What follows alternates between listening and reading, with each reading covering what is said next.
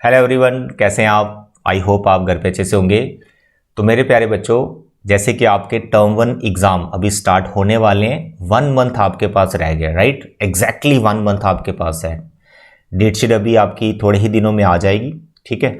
उसमें कितनी हॉलीडेज़ है, किस सब्जेक्ट में कितनी आपको ब्रेक मिल रही है, उस पर अलग से अब मैं एक वीडियो लेक्चर बनाऊंगा कि कैसे आप उस डेट शीट में अपनी पढ़ाई करेंगे, कैसे एग्ज़ाम की प्रिपरेशन करेंगे।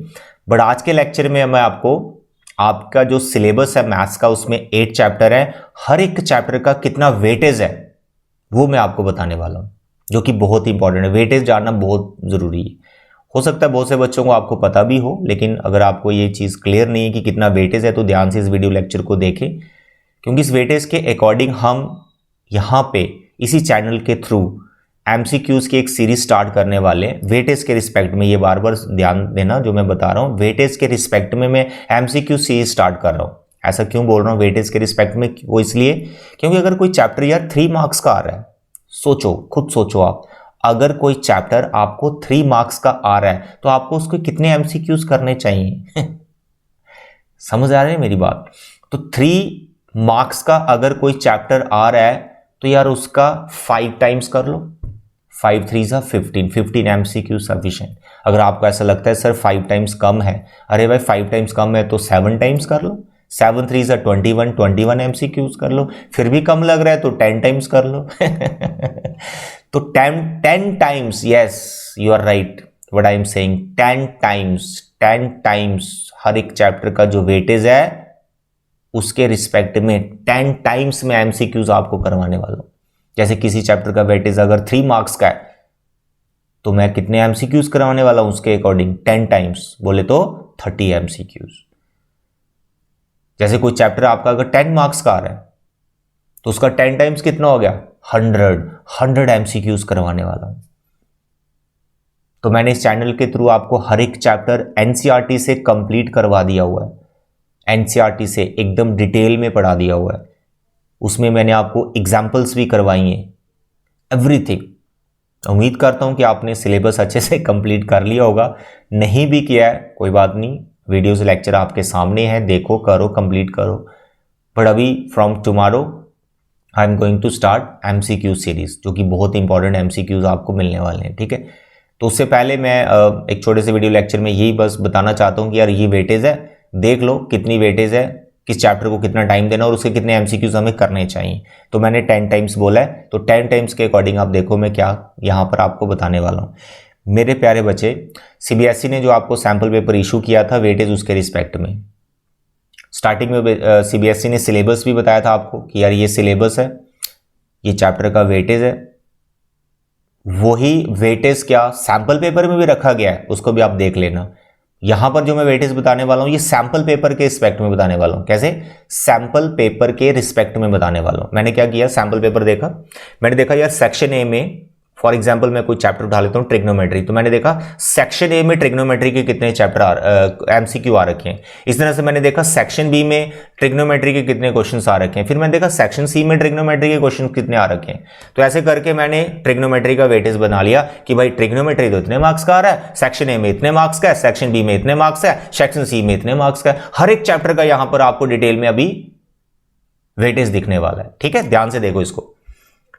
और दोनों पेपर, स्टैंडर्ड एंड बेसिक, दोनों पेपर मैं यहां बताने वाला हूं। दोनों पेपर का दोनों जो है पेपर का जो हर एक चैप्टर का वेटेज मैं आपको यहां बताने वाला हूं। देखो, दिस इज व्हाट स्टैंडर्ड का पेपर, ठीक है। स्टैंडर्ड जो आपका पेपर आने वाला है मैथ्स का, उसके अकॉर्डिंग यहां पर जो आपके 8 चैप्टर है ये उनका वेटेज है। क्या किया है आपको टेबल में सब क्लियर एकदम दिख रहा है। जैसे रियल नंबर की बात करें, रियल नंबर का जो वेटेज है वो 4 मार्क्स का है, स्टैंडर्ड में 4 मार्क्स का। और इसी में बात करूं मैं बेसिक में, बेसिक आपका है रियल नंबर जो है 3 मार्क्स का है। यहां पर अगर मैं स्टैंडर्ड की बात करूं तो सेक्शन ए में 2 एमसीक्यूज, सेक्शन बी में 2 एमसीक्यूज और सेक्शन सी में कोई भी एमसीक्यू नहीं। Section C you know the case study. Case study के क्वेश्चंस कहां से आ रहे हैं? केस स्टडी के जो क्वेश्चंस हैं, एक आपको आ रहा है कोऑर्डिनेट ज्योमेट्री से, जो कि बहुत इजी है, बहुत इजी है। इसमें एक तो टॉपिक डिलीट हो गया आपका, कौन सा? Area, this area of triangle, वो तो डिलीट हो गया। तो पीछे बचा क्या? Section formula, mid point formula, distance formula, collinear points, बड़ा मस्त चैप्टर है ये। तो देखो केस स्टडी का आपको कोऑर्डिनेट ज्योमेट्री में रखा हुआ है। कोऑर्डिनेट ज्योमेट्री की जो वेटेज है स्टैंडर्ड में, you can see it is 9 marks. 9 marks का आपका कोऑर्डिनेट ज्योमेट्री आ रहा है। यहीं से प्रिपरेशन स्टार्ट करनी है, ठीक है। आपका जो फर्स्ट आपको जो एमसीक्यूज मिलेंगे आपको कोऑर्डिनेट ज्योमेट्री के मिलेंगे, जिसमें आपको केस स्टडी के क्वेश्चंस भी करवाए जाएंगे। अगर ये कोऑर्डिनेट ज्योमेट्री आपको 9 मार्क्स का आ रहा है, स्टैंडर्ड वाले सुनो 9 मार्क्स का आ रहा है, तो 10 टाइम्स कितना हुआ इसका 90 एमसीक्यूज में आपको करवाने वाला हूं कोऑर्डिनेट ज्योमेट्री के थ्रू दिस चैनल। ओके, मैं तो करवा रहा हूं आगे भाई आप कितना पढ़ाई करते हो, कितनी मेहनत करते हो, कितने हार्ड वर्क करो, कितना आप स्कोर करना चाहते हो, वो आप पे डिपेंड करता है। मेरे एंड से फुल फ्लेज में आपको हर चीज यहां प्रोवाइड करूंगा। ओके, चलिए नेक्स्ट देखें। यहां पर स्टैंडर्ड में बात करूं कि और हाईएस्ट वेटेज किस चैप्टर का है, दैट इज पॉलिनोमियल। स्टैंडर्ड में आपका जो पॉलिनोमियल है वो 9 मार्क्स का आ रहा है। केस स्टडी का क्वेश्चन आपको यहां पर स्टैंडर्ड मतलब पॉलिनोमियल में मिल रहा है 5 एमसीक्यूज। ओके, तो यहां पर कितना वेटेज है इसका 9, तो 9 10 टाइम्स 90 एमसीक्यूज आपको पॉलिनोमियल के मिल जाएंगे। सेकंड जो मेरा चैप्टर होगा वो पॉलिनोमियल होगा, ठीक है। क्योंकि फर्स्ट अगर हम इन पे फोकस करें तो आपके यार कितने 9 और 9 18 मार्क्स तो बन गए ना दो चैप्टर से। 18 मार्क्स तो इन्हीं दोनों चैप्टर से बन गए, और दोनों चैप्टर बहुत इजी हैं, बहुत ज्यादा इजी हैं ये। पॉलिनोमियल में क्यूबिक पॉलिनोमियल डिलीटेड है, उनका जो रिलेशनशिप क्यूबिक पॉलिनोमियल का था जीरोस का कोफिशिएंट का वो डिलीटेड है। तो सिर्फ क्वाड्रेटिक पॉलिनोमियल पे आपको टाइम डिवोट करना है, क्वाड्रेटिक पॉलिनोमियल को समझना है, उनका रिलेशनशिप उसके जीरोस का कोफिशिएंट के साथ वो देखना है, कुछ टिपिकल टाइप क्वेश्चंस वो कर लेने हैं, आराम से ये चैप्टर हो जाएगा यार। 9 मार्क्स 9 एमसीक्यूज आपके आ जाएंगे। 2 एमसीक्यूज आप सेक्शन ए से अटेम्प्ट कर लेंगे, 2 एमसीक्यूज आप सेक्शन बी से अटेम्प्ट कर लेंगे, और जो केस स्टडी का क्वेश्चन आएगा बड़ा मस्त आता है, उसमें कोई ग्राफ दिया हो या कैसा भी क्वेश्चन हो सब आपको करवाया जाएगा। तो फर्स्ट हम इन दोनों चैप्टर्स को उठाएंगे। 18 मार्क्स आपको यहां से मिल गए, 40 लेने हैं भाई, 40 मार्क्स लेने हैं, 40 आ जाएंगे। 18 तो मैंने 2 चैप्टर में दिखा दिया आपको। इन्हीं दोनों चैप्टर को हम बेसिक में देखेंगे कि बेसिक में इन दोनों का क्या वेटेज बैठ रहा है। देखो मेरे प्यारे बच्चों जिन्होंने बेसिक मैथ्स लिया है ध्यान से देखो, पॉलिनोमियल कितने मार्क्स का आ रहा है बेसिक वाले ध्यान से सुनो, पॉलिनोमियल आपको 10 मार्क्स का आ रहा है। कितने मार्क्स का आ रहा है 10 मार्क्स। एक चैप्टर आपको 10 मार्क्स देके जाएगा।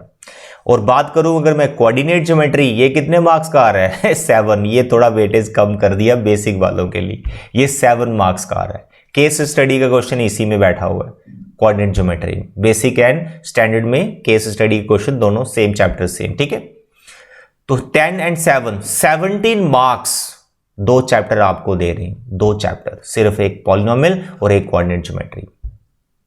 आते समझ, हमें 40 लेने हैं। कैसे 40 लेने हैं पूरी टेक्निक आपको यहां पर मैं बताने वाला हूं। ओके, अब देखिए यहां पर 2 चैप्टर, उसके बाद जो मेरा थर्ड चैप्टर होगा, थर्ड चैप्टर किस पे काम करें। थर्ड चैप्टर देखो यहां पर हम बात करेंगे प्रोबेबिलिटी की। प्रोबेबिलिटी कितने मार्क्स का आ रहा है सर 2 and 2 4, स्टैंडर्ड वालों 4 मार्क्स का आ रहा है। पहले कितने बता दिए मैंने आपको 9 और 9 18 और 4 22। 3 चैप्टर करोगे तो 22 मार्क्स मिल रहे हैं आपको।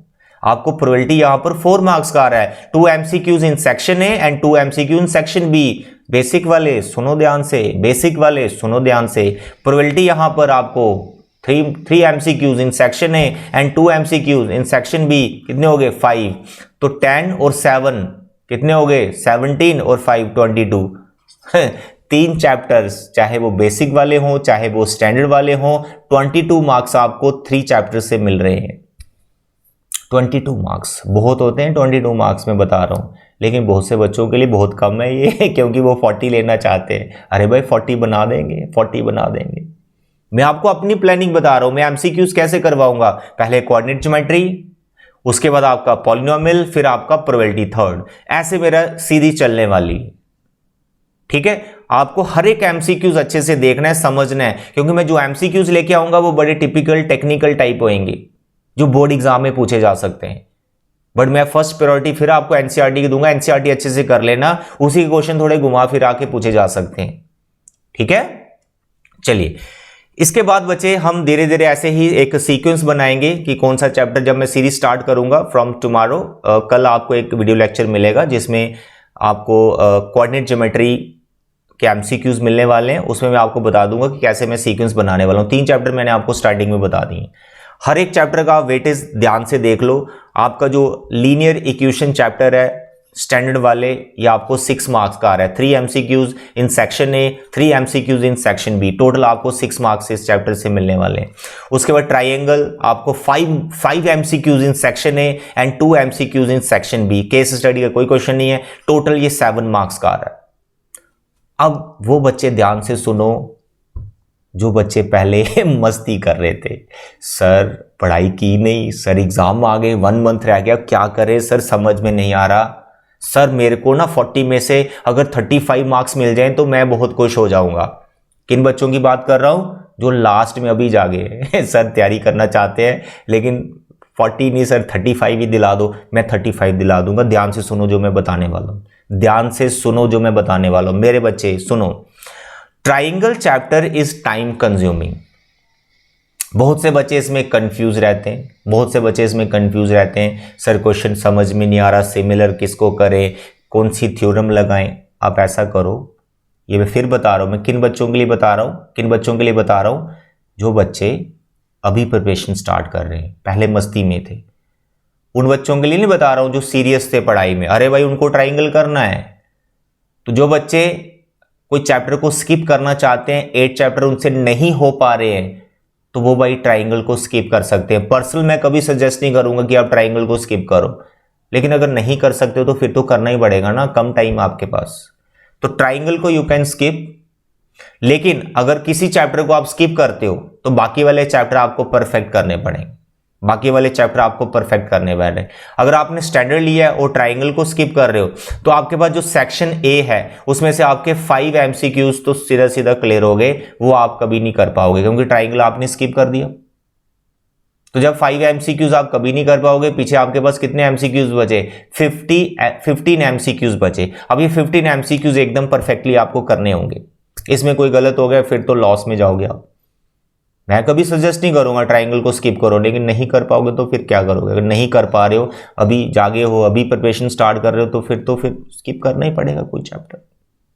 ओके चलिए कोई बात नहीं, ट्राइंगल स्किप कर दिया। 15 एमसीक्यूज है, मानो आपने सारे सही कर दिए, 15 सही कर दिए। नहीं सर 15 कहां सही हो पाएंगे, अभी तो प्रिपरेशन स्टार्ट कर रही है। ऐसा करते हैं 15 में से आपने 13 सही कर दिए, 15 में से आपने 13 मार्क्स ले लिए सेक्शन ए में। फिर हम सेक्शन बी की बात कर रहे हैं। ट्राइंगल आप स्किप कर चुके हो, ट्राइंगल आप स्किप कर चुके हो, यानी 2 एमसीक्यूज आपके कम हो गए। पीछे इसमें से बच रहे हैं टोटल 18 एमसीक्यूज। 18 में से आपको 16 करने हैं, जो कि आप कर लेंगे क्योंकि ट्राइंगल आपने स्किप किया हुआ है। बाकी वाले चैप्टर आप मेरे चैनल के थ्रू एकदम परफेक्ट कर सकते हैं। तो 18 में से 16 एमसीक्यूज आप कर लेंगे। 13 आपने कर लिए, 16 यहां पर हो गए, टोटल आपके हो गए 29 मार्क्स आपको मिल गए भाई सेक्शन ए और सेक्शन बी में। स्टैंडर्ड वालों की बात करता हूं, सेम प्रोसीजर इसका बेसिक में भी सेम ही चल रहा है, ठीक है, ऑलमोस्ट सेम ही है, 1-2 नंबर का इधर उधर है, ठीक है। आगे 29 मार्क्स ट्राइंगल स्किप करने के बाद भी सेक्शन ए और सेक्शन बी में से 29 मार्क्स आ चुके हैं। सेक्शन सी में पॉलिनोमियल और कोऑर्डिनेट ज्योमेट्री में से आपको क्या आ रहा है? Case study. तो दोनों चैप्टर बहुत इजी हैं, मैंने डिटेल में पढ़ा रखे हैं। अभी मैं आपको एमसीक्यूज भी उसके करवाने वाला हूं, बस उनको देख लो, बहुत है, आ जाएंगे, उतने मार्क्स आपके आ जाएंगे। सेक्शन सी में से आपको कितने मार्क्स लेने होते हैं? 8 मार्क्स लेने होते हैं। 10 में से कोई 8 क्वेश्चंस करने होते हैं। अगर आप मेरे एमसीक्यूज को अच्छे से समझ के नोट्स बना लोगे, देख लोगे, प्रैक्टिस कर लोगे, 8 मार्क्स आ जाएंगे, गारंटी दे रहा हूं इस चीज की, ठीक है। तो 8 मार्क्स आपको वहां से मिल गए। ये लो भाई, इसमें 8 प्लस कर दो 29 में, कितने हो गए सर जी? 37। तो 40 में से 37 क्या कम है? अगर 1 मंथ की प्रिपरेशन से इतने आ जाए 37 बहुत अच्छे मार्क्स हैं। लेकिन वो बच्चे जो स्टार्टिंग से पढ़ रहे हैं, जिनका सिलेबस कंप्लीट है, जो अभी एमसीक्यूज की प्रैक्टिस कर रहे हैं, या फिर कहीं टेस्ट दे रहे हैं, वो बच्चे कभी ट्राइंगल को स्किप ना करें। उनके तो 40 मार्क्स गारंटी है, आएंगे ही आएंगे। वेटेज के अकॉर्डिंग हर एक चैप्टर को टाइम डिवोट करो और हर एक चैप्टर कि कितने एमसीक्यूज करने हैं, that is also depend on the weightage. मैंने रखा है मैक्सिमम 10 टाइम्स। किसी भी चैप्टर का जो वेटेज है मैंने उसके 10 टाइम्स आपको एमसीक्यूज करवाने हैं। जैसे यहां पर अगर मैं बेसिक की बात करूं तो बेसिक में पॉलिनोमियल कितने मार्क्स का है, 10 मार्क्स का। मैं आपको 100 एमसीक्यूज करवाने वाला हूं। बेसिक वालों ध्यान से सुनना। और जो हमारे स्टैंडर्ड वाले हैं उसमें पॉलिनोमियल आ रहा है 9 मार्क्स का, तो 90 एमसीक्यूज 100 करवाऊंगा तो 90 उसमें कवर हो जाएंगे। एमसीक्यूज आपको सेम ही मिलेंगे बेसिक और स्टैंडर्ड वालों। ठीक है, वेटेज को पहचानो, उसके अकॉर्डिंग अपनी प्लानिंग करो। इसके बाद मैं आपको एक वीडियो लेक्चर दूंगा जिसमें मैं आपको यह बताऊंगा how to attempt MCQs. MCQs को कैसे अटेम्प्ट किया जाता है। बहुत से बच्चों को यहां देखा गया है कि कोई एमसीक्यूज है जो विद इन 10 to 20 सेकेंड्स के अंदर हो जाता है, लेकिन उसको बहुत टाइम लगा देते हैं क्योंकि वो कैलकुलेशन में उलझ जाते हैं। तो उस पर भी मैं आपको बहुत जल्दी एक वीडियो लेक्चर प्रोवाइड करूंगा, बट कल आपको एमसीक्यूज मिलने वाले हैं, गारंटी है। ठीक है, कल संडे है, टुडे 16 अक्टूबर सैटरडे है, कल आपका संडे है। संडे को आपको एमसीक्यूज मिलने वाले हैं कोऑर्डिनेट ज्योमेट्री के। बी रेडी, प्रिपरेशन स्टार्ट कर दो, मेरे साथ चलो। 100 आउट ऑफ 100 यानी 100%, 40 आउट ऑफ 40 आपको मिलेंगे। कंडीशन एक ही है प्रिपरेशन आपने करनी, मैंने नहीं करनी। मैंने आपको प्रिपरेशन करवानी है भाई। मैंने आपको बताना है ये करो, ऐसा करो, ऐसा फॉलो करो। करोगे तो 40 आउट ऑफ 40 आएंगे, नहीं करोगे तो फिर सोए रहो फिर तो भगवान के भरोसे सब कुछ। ठीक है बच्चे, बट मैं उम्मीद करता हूं यार आप बहुत मेहनत कर रहे हैं। बहुत से बच्चे बहुत मेहनत कर रहे हैं। टाइम वेस्ट मतलब बिल्कुल भी मत करो इस टाइम पे। जितना टाइम निकल गया है, अगर कहीं वेस्टेज हो गया कोई दिक्कत नहीं। जब जागो तभी सवेरा, जब जागो तभी सवेरा। आज से प्रिपरेशन स्टार्ट कर दो, 1 मंथ है आपके पास, हो जाएगा आराम से। ठीक है, तो आई होप आपको हर एक चैप्टर का वेटेज यहाँ क्लियर है। बेसिक्स है ये आपके सामने है, ये आपका स्टैंडर्ड का आपके सामने है। वेटेज को नोट कर लो और इसके अकॉर्डिंग आपकी प्रिपरेशन करो। इसी टाइप का आपको एग्जाम में आने वाला है। ठीक है, और आपके स्कूल में जो प्री बोर्ड्स हैं उनकी जो वेटेज है वो भी यही होगी, क्योंकि स्कूल टीचर जो आपका पेपर सेट करता है वो सीबीएसई का जो वेटेज आ रखा होता है, जो सैंपल पेपर आ रखा होता है, उसी के अकॉर्डिंग वेटेज होता है हर एक चैप्टर का। तो आप इसी के अकॉर्डिंग अपनी प्रिपरेशन करें, जो आपका हर एक चैप्टर का मैंने यहां पे वेटेज बताया। Okay dear, I hope everything is clear. तो अभी हम इस वीडियो लेक्चर को यहीं क्लोज करते हैं। तो we'll start with the MCQ series. Till then take care, bye bye.